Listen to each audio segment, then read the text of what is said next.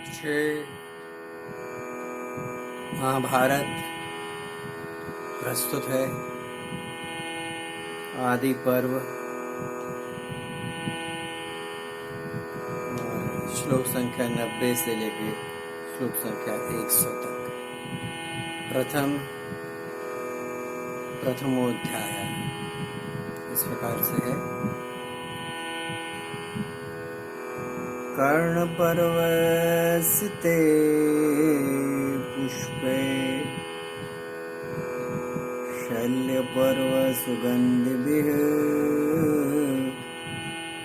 स्त्रीपर्वविकविश्राम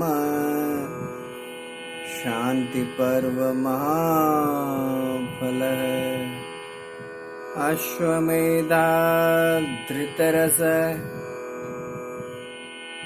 सत्त्वाश्रमस्थानसंश्रयः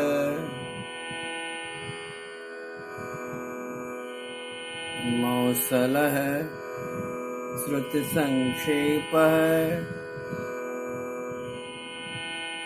चेष्टद्विजनिवेचितः सर्वशास्कवि मुख्यानामुपजीव्यो भविष्यति पर्जन्यैव भूतानामक्षयो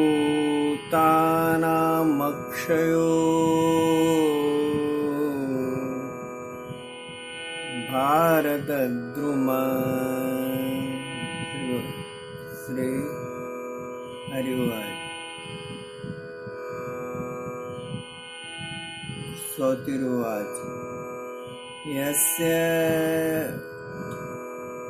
उग्रश्रवाच तस्य वृक्षस्य वक्ष्यामि शस्यपुष्पफलोदयम् साधु मेद्वासो पेतमक्षेदमशोदधि। कर्ण पर्व इसके श्वेत पुष्प हैं और शालो पर्व सुगंध, स्त्री पर्व देवी पर्व इसकी छाया है और शांति पर्व इसका महान फल है।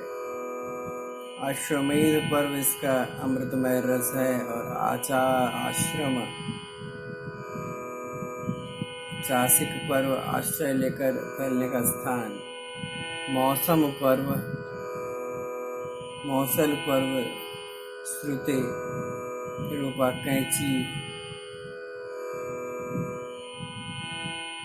श्रुति रूपा ऊंची शाखाओं वाला अंतिम भाग है तथा सदाचार एवं विद्या से संपन्न द्विजाति इसका सेवन करते हैं। भारत में जितने भी श्रेष्ठ कवि होंगे उनके काव्य के लिए एक मूल आश्रय होगा। जैसे मेघ संपूर्ण प्राणियों के लिए जीवनदाता, वैसे यह भी अक्षय भारत वृक्ष है। उद्गसवा कहते हैं भारत एक वृक्ष है, इसके स्वादु पवित्र सरस अविनाशी पुष्प और फल हैं। धर्म और मोक्ष उन्हें देवता इस वृक्ष से अलग नहीं कर सकते। अब मैं इन्हीं का वर्णन करूंगा। मातुर्नियोगा धर्मात्मा मांगेयस्य च धीमतः क्षेत्रे विचित्रवीर्यस्य कृष्णद्वैपायन पुरा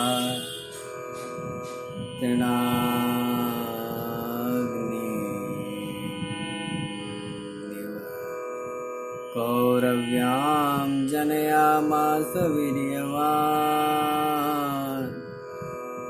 उत्पाद्य राष्ट्रं च पाण्डुविदुरमेव च।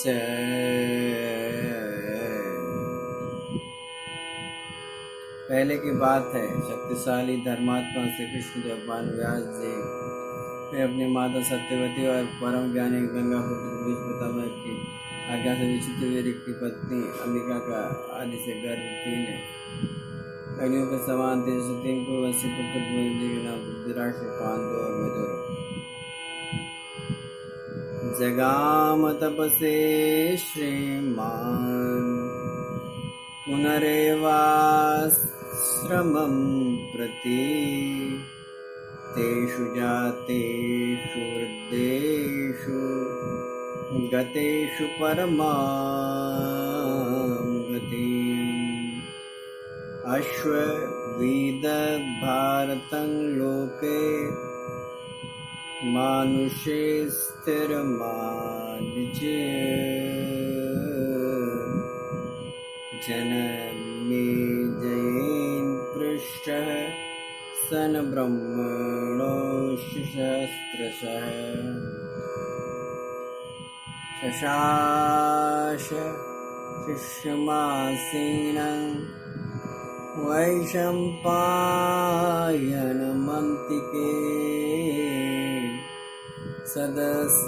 सदस्य सातिमीन श्रावयामास भारतं कर्मान्तरेषु यज्ञस्य चोद्यमान पुनः पुनः। इन 3 पुत्रों को जन्म देकर परम ज्ञानी व्यास जी फिर अपने आश्रम चले गए। जब तीनों पुत्र वृद्ध होकर परम गति को प्राप्त हुए तब महर्षि व्यास जी ने इन मनुष्य लोक में महाभारत का प्रवचन किया। जन्मेजन जय हजारों ब्राह्मणों के प्रश्न करने पर व्यास जी ने पास ही बैठे अपने शिष्य उदयपान जी को आज्ञा दी कि तुम इन लोगों को महाभारत सुनाओ। वैशंपायन याज्ञ के साथ ही बैठे तथा जब कभी कर में बीच बीच में अवकाश मिलता तब यजमान आदि के बार बार आग्रह करने पर उन्होंने महाभारत सुनाने शुरू कर दिया। विस्तरं कुर्वंशस्य गान्धायां धर्मशीलतां चतुप्रज्ञास्तृतीय कुन्त्या सम्यं द्वैपायनो ब्रवीत् वसुदेवस्य माहात्म्यं पाण्डवानां च सत्यतां दुर्वृत्तं धार्तराष्ट्राणामुक्तवान् भगवान् ऋषिः। इदं शतसहस्रं तु लोकानां पुण्यकर्मणाम् उपाख्यानेस्तज्ञेयमाद्यं भारतमुत्तमम्। इस महाभारत ग्रंथ में व्यास जी ने कुरुवंश के विस्तार, गांधारी की धर्मशीलता, विदुर को उत्तम प्रज्ञा और कुंती देवी के धैर्य बलिभांति वर्णन किया है। महर्षि भगवान व्यास ने वसुदेव नंदन श्री कृष्ण महात्म, पांडवों की सत्य परायणता तथा धृतराष्ट्र पुत्र दुर्योधन आदि के दुर्व्यवहारों का स्पष्ट उल्लेख किया है। पुण्यकर्मा मानवों के उपाख्यान सहित 1,00,000 श्लोकों के उत्तम ग्रंथ को आद्य भारत महाभारत जानना चाहिए। चतुर्विंशतिसहस्रं त्रीं चक्रे भारत संहिताम् उपाख्यानैर्विना तावत् भारतं प्रोच्यते बुधैः। ततोऽप्यर्धशतं भूयः संक्षेपं कृतवान् ऋषिः अनुक्रमणिकाध्यायं वृत्तान्तं सर्वपर्वणाम्। इदं द्वैपायनं पूर्वं पुत्रमध्यापयच्छुकम्। तदंतर व्यास जी के उपाख्यान को छोड़कर 24,000 श्लोकों की भारत संहिता बनाई, जिसे विद्वान पुरुष भारत कहते हैं। पश्चात महर्षि ने पुनः पर्व सहित ग्रंथ में वर्णित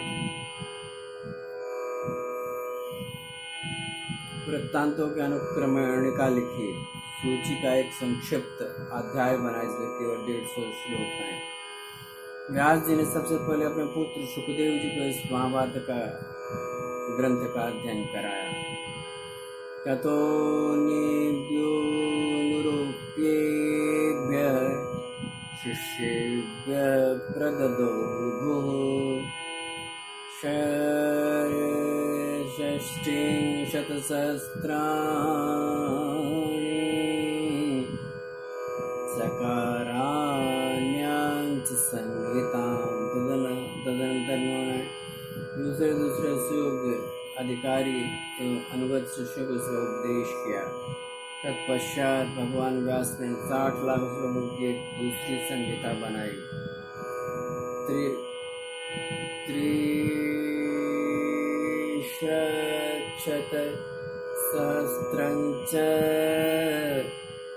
देवलोके प्रतिष्ठितम् पित्रे 15 प्रोक्तं गंधर्वेषु 14। उसके 30 लाख श्लोक देवलोक में समाहित हो रहे हैं।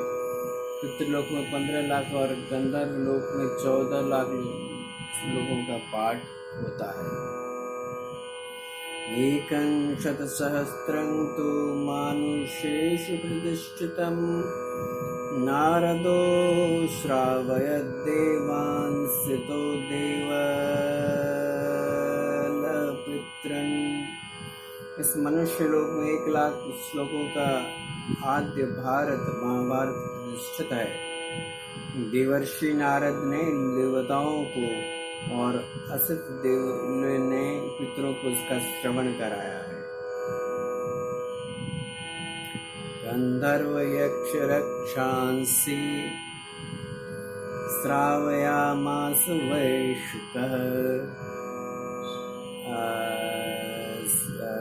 सर्वेस्तु मानुषे लोके वैशंपायन उक्तवान्। शिष्यो व्यासस्य धर्मात्मा सर्ववेदविदान्वरः। एकं शतसहस्रं तु मयोक्तं वै निबोधयन्।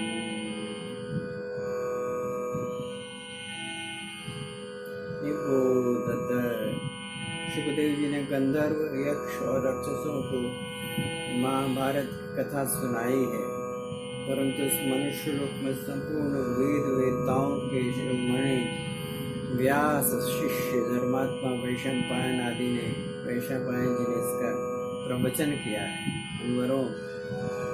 वहीं 1 लाख श्लोकों का महाभारत आप लोग मुझसे श्रवण करिए। दुर्योधनो मन्युमतो मयो महाद्रुमः स्कंदः कर्णः शकुनिस्तस्य शाखा दोषासनः पुष्पफले समृद्धे मूलं राजा धृतराष्ट्रो मनीषी। दुर्योधन क्रोधमय विशाल वृक्ष के समान है। कर्ण स्कंद शकुनी शाखा दुशासन समृद्ध फल पुष्प है। अज्ञानी राजा युधिष्ठिर जी उसके मूल तत्व है। अभी आप श्री महाभारत से पाठ सुन रहे थे। श्लोक संख्या 90 से लेकर श्लोक संख्या 110 तक, जो बड़ा ही मधुर था। इसमें महाभारत के विभिन्न विषयों का चित्रण हुआ है, विभिन्न विषय वस्तु का चित्रण हुआ है, और इसमें और शेष कुछ और बातों का भी चित्रण हुआ है जो आप इसमें सुन रहे थे। आप महाभारत एक ऐसा ग्रंथ है इसमें भगवान के गुणानुवाद का वर्णन है। और भगवान का गुणानुवाद जहाँ हो वहाँ आनंद ही आनंद रहता है, वहाँ सर्वत्र केवल सुख सुख ही सुख रहता है और कोई अशुभ तो रहता ही नहीं। इसलिए भैया भागवत महाभारत को नियमित रूप से सुनिए। महाभारत को सुनने पर कोई दोष नहीं है। महाभारत तो बड़ा उत्तम ग्रंथ है जो आपके जीवन में सुख शांति और भगवत कृपा का प्राकट्य करता है। आप मेरे द्वारा प्रस्तुत कविंद्र मिश्र के चैनल को नियमित सुना करिए। इसमें आप महाभारत, श्रीमद् भगवद गीता, श्रीमद् भागवत महापुराण सुन सकते हैं और सुना करिए। ये तीनों ग्रंथ जो हैं, ये तीनों ग्रंथ जो हैं सनातन धर्म के आधारभूत तत्व हैं और इन्हें सुनकर आपके जीवन में बड़ा ही आनंद, बड़ा ही सौभाग्य, बड़ी ही समृद्धि और बड़ा ही शुभ लक्षण प्रकट होगा। आप नियमित रूप से मेरा चैनल सुनिए। यदि आपने मेरा चैनल किसी कारणवश अभी तक सब्सक्राइब नहीं किया है, कृपा करके इसे सब्सक्राइब कर दीजिए। यदि आपने मेरा चैनल यानी कविंद्र मिश्र का चैनल लाइक और शेयर किसी कारणवश आप अभी तक नहीं कर पाए हैं तो लाइक और शेयर भी कर दें। और यदि आपने मेरा चैनल यानी कविंद्र मिश्र का चैनल बेल आइकन दबाने में कोई रह गई है बात तो बेल आइकन भी दबा दें, जिससे मेरा अपडेट आप तक पहुंच सके। और आपके शेयर और लाइक करने से सबसे बड़ा जो गुण होगा, सब्सक्राइब करने से और लोग भी देख पाएंगे। और जैसे आपके जीवन में भगवत कृपा का प्राकट्य हो रहा है इसको सुनने से, ऐसे उनके जीवन में भगवत कृपा का अनुभव प्राकट्य होगा। बड़ा ही शुभ आनंदप्रद जीवन होगा उनका भी, समृद्धि से परिपूर्ण होगा। आइए मेरे साथ परम पावन भगवान नाम संकीर्तन करिए। बड़ा आनंदप्रद भगवान नाम है। बड़ा ही कलयुग केवल नाम आधारा, कलयुग में भगवान के नाम से बढ़कर कुछ भी नहीं है। तो नाम का उच्चारण करिए मेरे साथ, दोहराइए। ओम नमो भगवते वासुदेवाय,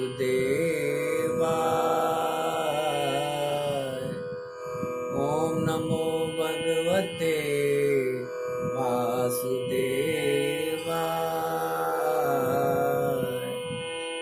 ओम नमो भगवते वासुदेवाय।